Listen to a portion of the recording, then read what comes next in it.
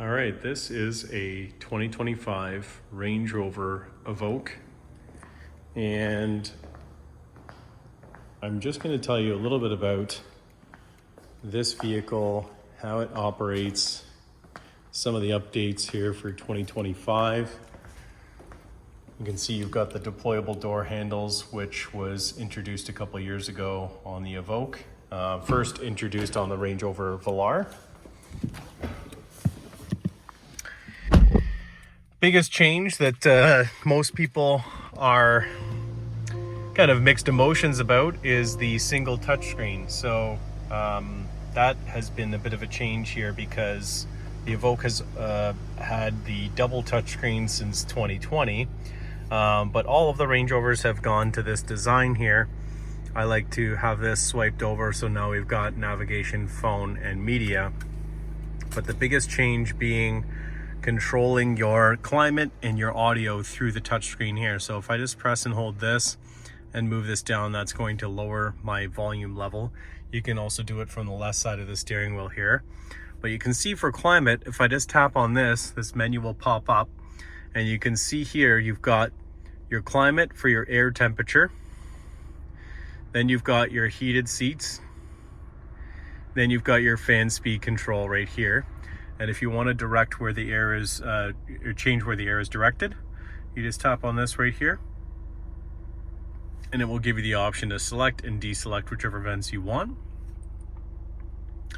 Quick way to adjust your temperature is just by tapping on this, raising or lowering depending on whatever you want to do.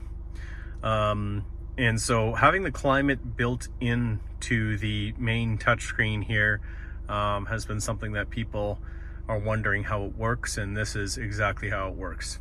There's also the terrain response, which is the multiple different driving modes that the 2025 Range Rover Evoque has built in here on the side. So if we just tap on mode, you can see on the left side here you've got eco, auto, terrain response for off-roading, and then off-road modes there as well.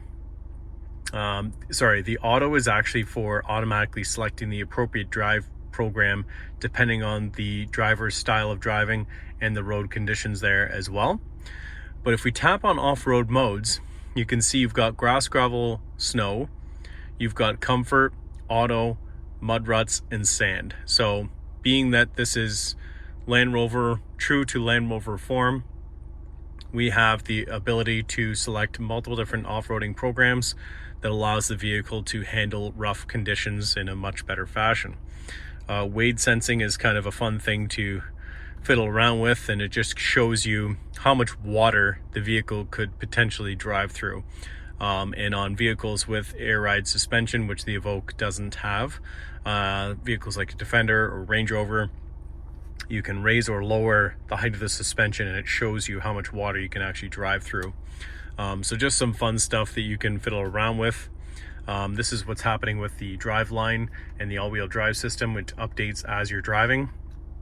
The grade, the altitude, and your compass that's available there as well. So lots of fun features to be able to fiddle around with.